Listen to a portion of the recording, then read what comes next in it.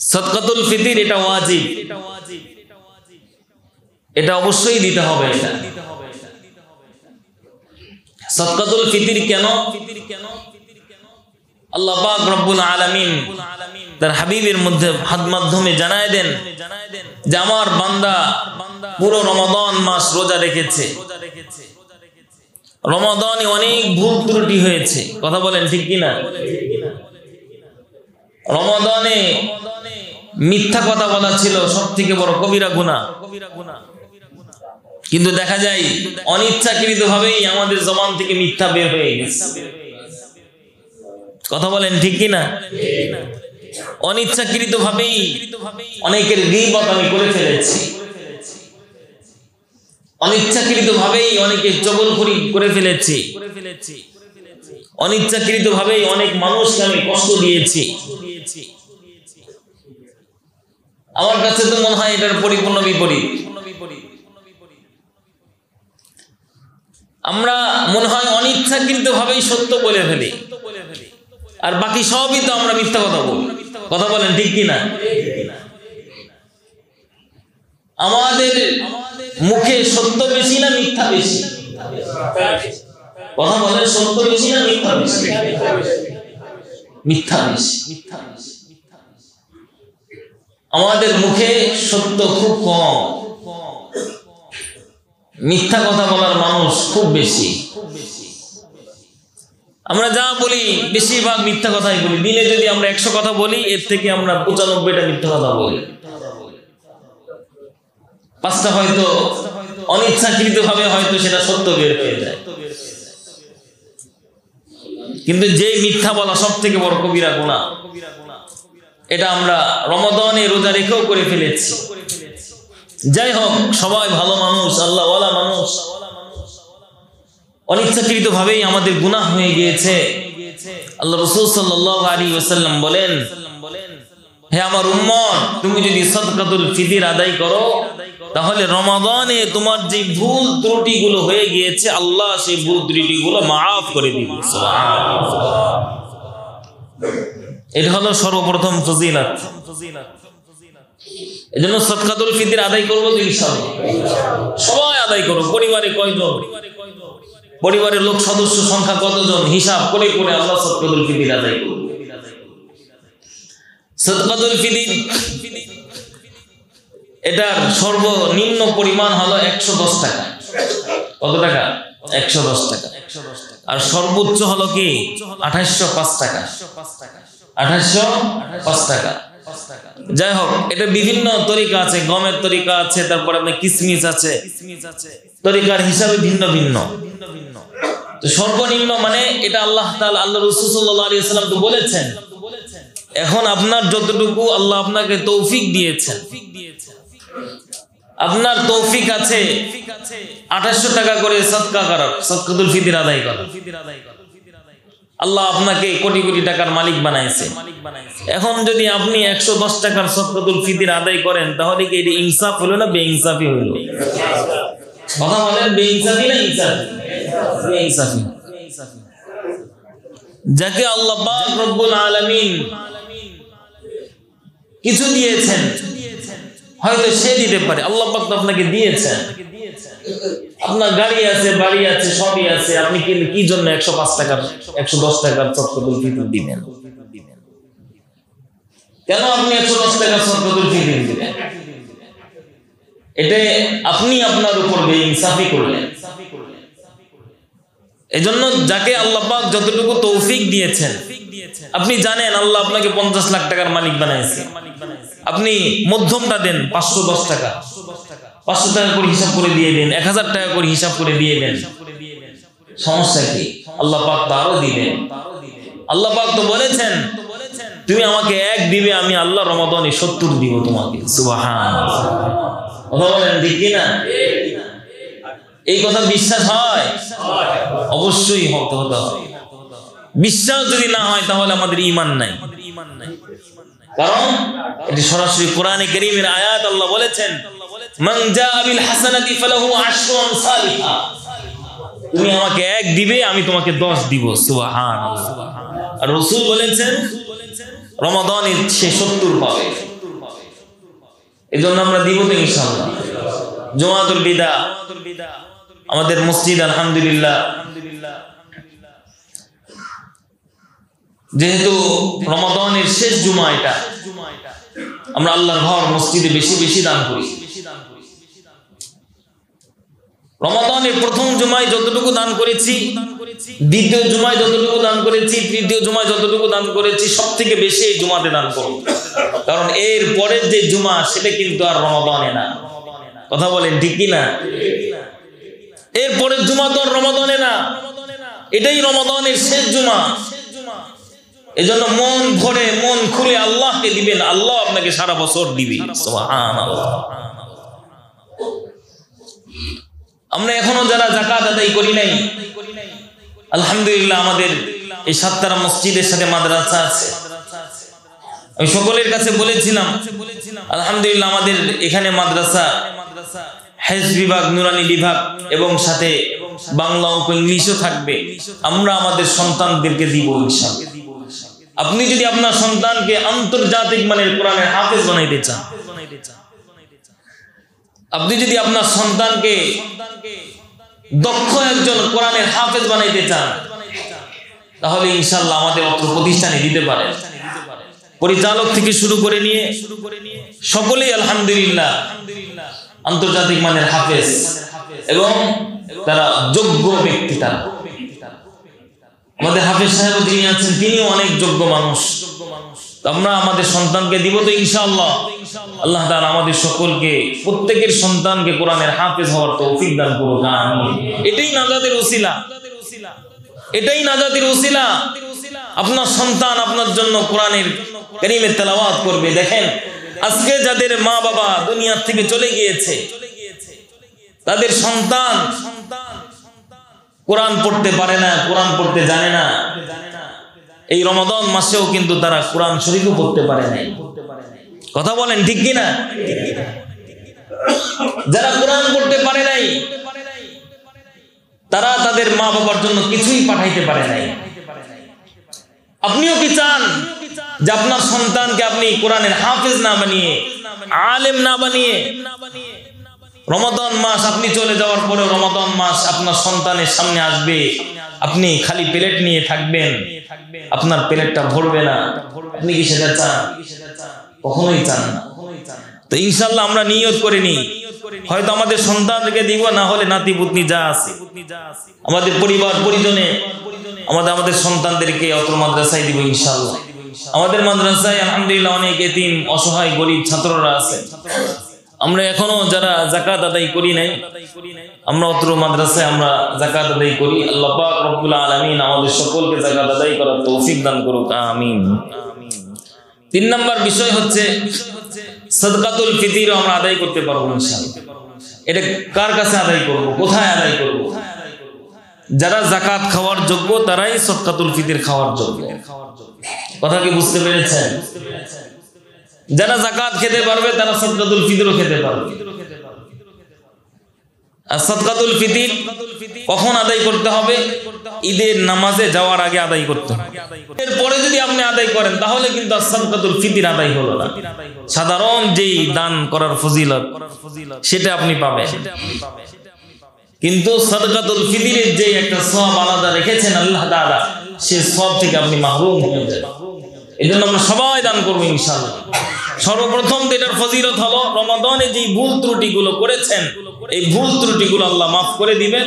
অসহায় গরিব দুস্থ পরিবারদেরকে যে সহযোগিতা করলেন, এর জন্য আল্লাহ পাক রব্বুল আলামিন আপনাকে উত্তম জাযা বিনিময় দান করবেন। সুবহানাল্লাহ। করব তো ইনশাআল্লাহ। আল্লাহ তাআলা আমাদের সকলকে আমল করার তৌফিক দান করুক, আমিন।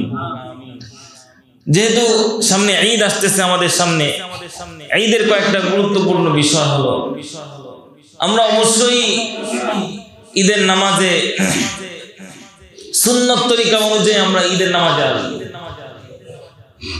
গোসল করব, সুরমা লাগাবো, আতর লাগাবো এবং আমরা মিষ্টি জাতীয় কোনো দ্রব্য খেয়ে আসবো। এটা সুন্নাত। কথা কি বুঝতে পেরেছেন? এবং ঈদের নামাজে আমরা সবাই আগে আগে আসার চেষ্টা করব ইনশাআল্লাহ। আমাদের ঈদের নামাজের জামাত কয়টায় অনুষ্ঠিত হবে? 8টায় অনুষ্ঠিত হবে। একটা জামাতই হবে ইনশাআল্লাহ। সেটা কয়টায়? সকাল 8টায় অনুষ্ঠিত হবে ইনশাআল্লাহ। আল্লাহ তাআলা আমাদের সকলকে আমল করার তৌফিক দান করুক, সকলেই বলেন আমিন। আর একটা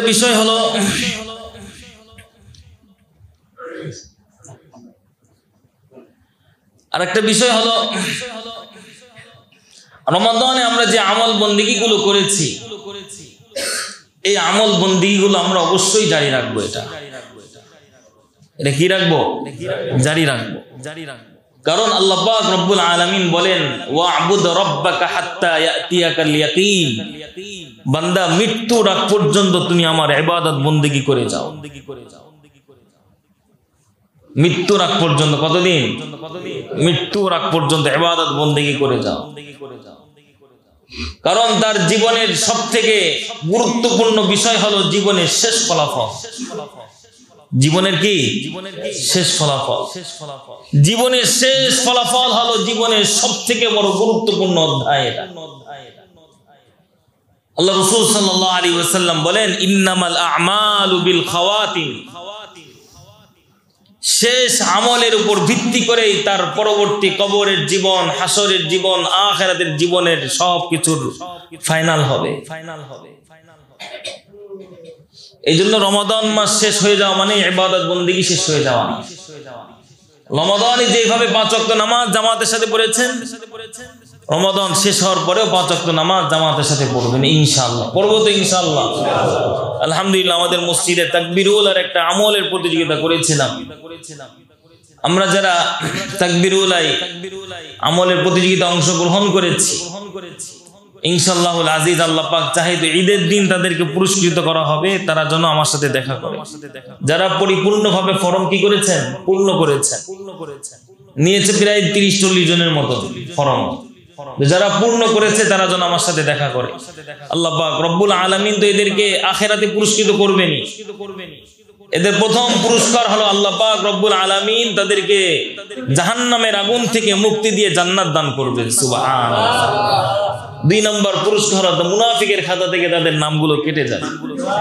তো এই যে আমল ধারাবাহিকতা, এই আমলের ধারাবাহিকতা শুধু রমাদান কেন্দ্রিক নয়, এটা সারা মাস, সারা বছর 5 ওয়াক্ত নামাজ জামাতের সাথে আদায় করবেন ইনশাআল্লাহ। 2 নম্বর হলো তাহাজ্জুদের নামাজ। সেহরির সময় উঠতে পেরেছেন দেখে তাহাজ্জুদ নামাজ পড়েছেন। বিষয়টা যেন এমন না হয় প্রতিদিন যেন আপনি অটোমেটিকলি যেন তাহাজ্জুদের সময় যেন আপনি উঠে যান, তাহাজ্জুদের নামাজ যেন আদায় করেন। জীবনের সবথেকে গুরুত্বপূর্ণ সময় হলো, আল্লাহর কাছে দামি সময় হলো তাহাজ্জুদের সময়। এই সময় আল্লাহ পাক রব্বুল আলামিন প্রথম আসমানে এসে তার বান্দাদেরকে ডাকতে থাকেন, আলা মিন মুস্তাগফিরিন ফাগফির লা, আলা মিন মুস্তারজিকিন ফারজুক লা। কে আছো আমার কাছে, তুমি গুনাহগার পাপী, আমার কাছে মাফ চাও, আমি আল্লাহ তোমার জীবনের সমস্ত গুনাহগুলো মাফ করে দিব। সুবহানাল্লাহ। কে আছো রিজিকের জন্য অভাবে ঘুরে বেড়াচ্ছ, আমার কাছে এই সময় চাও, আমি আল্লাহ তোমার রিজিকের অভাব দূর করে দিব। কে আছো অসুস্থ, আমার কাছে সুস্থতা চাও, আমি আল্লাহ তোমাকে সুস্থতা দান করব। কে কোন পেরেশানির মধ্যে আছো, এই সময়ের মধ্যে আমি আমার কাছে চাও, আমি আল্লাহ তোমার সমস্ত পেরেশানিগুলো দূর করে দিব। সুবহানাল্লাহ। সেই সময়টা কখন? কখন?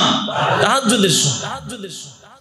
এটা শুধু রমাদান মাস পড়েছি বিষয়টা এমন না, এটা যেন আমাদের আমলটা জারি থাকে সারা বছর। রমাদানে আমরা আরেকটা গুরুত্বপূর্ণ আমল করেছি, রোজা রেখেছি। আমরা চেষ্টা করব সাপ্তাহিক যে রোজাগুলো আছে সোমবার বৃহস্পতিবার রাখার চেষ্টা করব। পারবো তো ইনশাআল্লাহ। আল্লাহ তাআলা আমাদের সকলকে আমল করার তৌফিক দান করুক, আমিন। এই যে ট্রেনিং 1 মাস আল্লাহ পাক আমাদেরকে দিয়ে নেওয়া হয়েছে, এটা যেন কোনোভাবেই বন্ধ না হয়। এটা যদি বন্ধ হয়ে যায় তাহলে মনে করবেন রমাদানের মাসের যে আমলগুলো আমরা করেছি সেই আমলগুলো আমরা দিল থেকে করি নাই। সে আমলগুলো কি আমরা দিল থেকে করি নাই। এজন্য প্রতিটা কাজ 2 প্রকার। কয় প্রকার? কয় প্রকার? 2 প্রকার। কেউ কাজ করে তার প্রতিদান পাওয়ার আশায়, কেউ কাজ করে কি আমল করে কি তার প্রতিদান পাওয়ার আশায়। তার প্রতিদান সে পেয়ে গেছে, বাস সে কাজ থেকে ফারেক হয়ে গেছে। আর কেউ কাজ করে তার মালিককে পাওয়ার জন্য, কেউ কাজ করে প্রতিদান পাওয়ার জন্য, আর কেউ কাজ করে কি তার মালিককে পাওয়ার জন্য। কথা কি বুঝতেছেন আমার?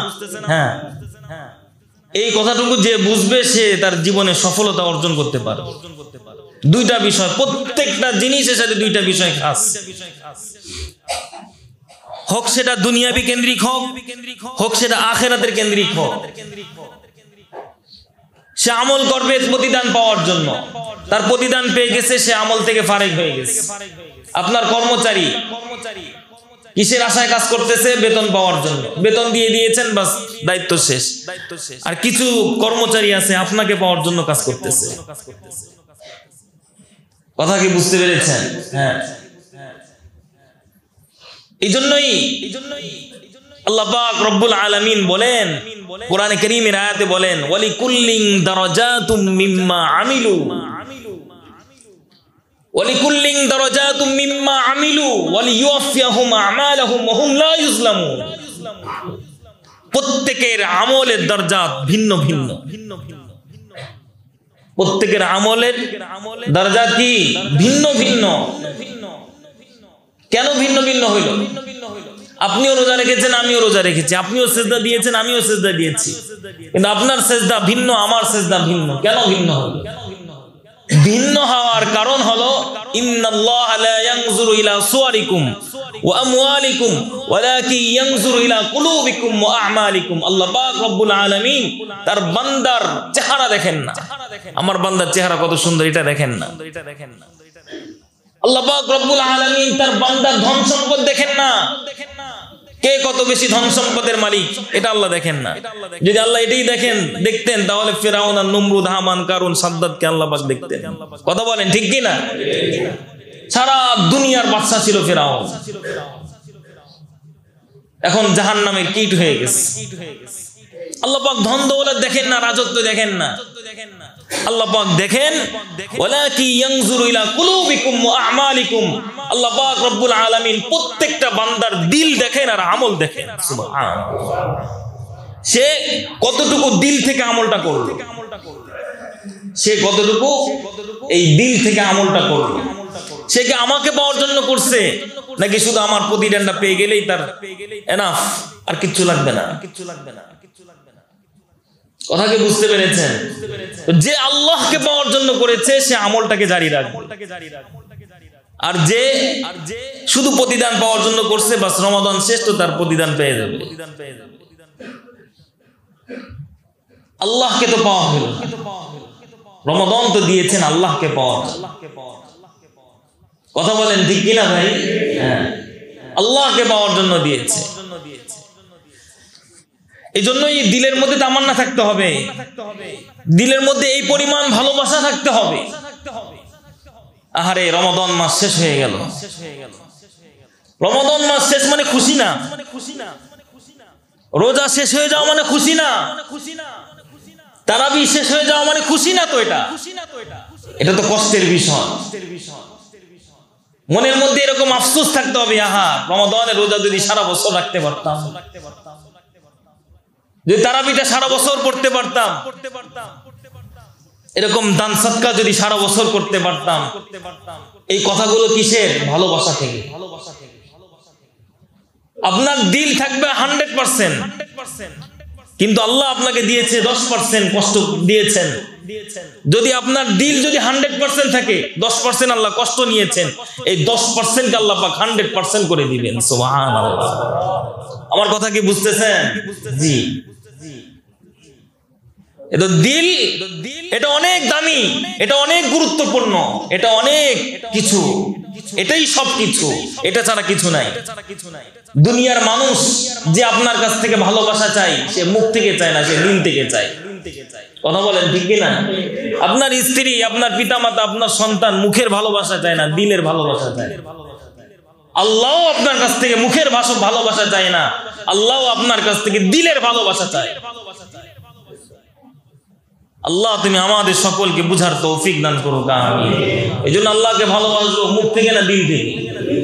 কথা বলেন, দিল থেকে না মুখ থেকে? দিল থেকে, দিল থেকে, এই কলব থেকে আল্লাহকে ভালোবাসবেন, রাসূলকে ভালোবাসবেন এই কলব থেকে, মুখে মুখে না।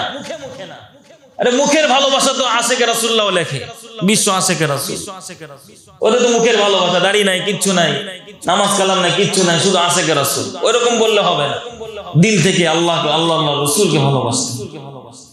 দুনিয়ার একটা মানুষ যদি দিল থেকে ভালোবাসা চাইতে পারে, আহকামুল হাকিমিন রব্বুল আলামিন, যিনি সবকিছুর মালিক, তিনি কি আপনার কাছ থেকে, আপনার দিল থেকে ভালোবাসা পেতে পারে কিনা?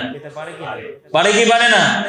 শুধু পারে, সব থেকে বেশি হকদার তিনি, সব থেকে বেশি হকদার তিনি। আপনি যদি তাকে ভালো না বাসেন তাহলে আপনি কাউকে ভালোবাসা হইল না।